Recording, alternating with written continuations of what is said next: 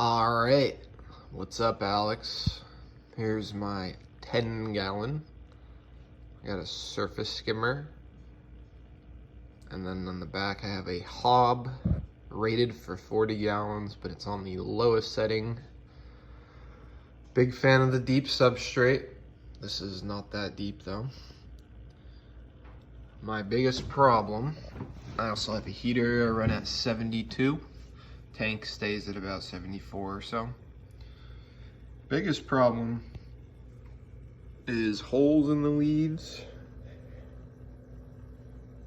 in most of my Bucephalandra and in some of my crypts and stems, but not too much. And in my Anubis as well. And then my second problem is this. It's almost like the moss ball stuff, but it's an algae.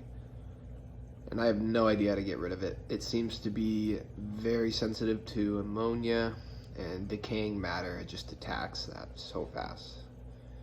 So, any tips there? I run CO2 at about a bubble a second and light at like 6.5 hours at like 70-80%.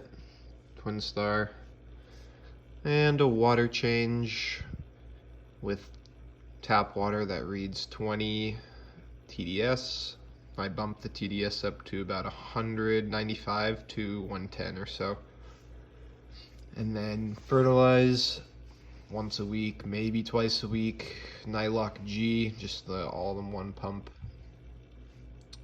And I guess the theory is high nitrates for the Bucephalandra for the broad, thick leaves.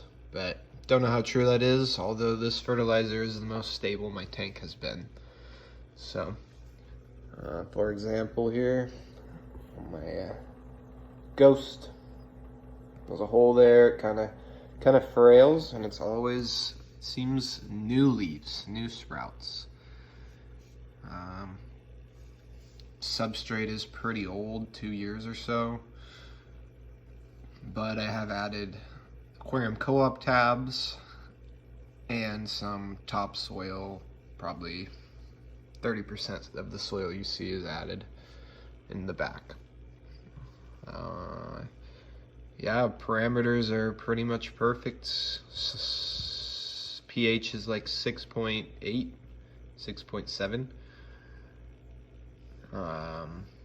Temperature 73, 75-ish. Water change once a week. TDS, it stays about 160 in the tank or so. But yeah, no hair algae and no spot algae really, just this nasty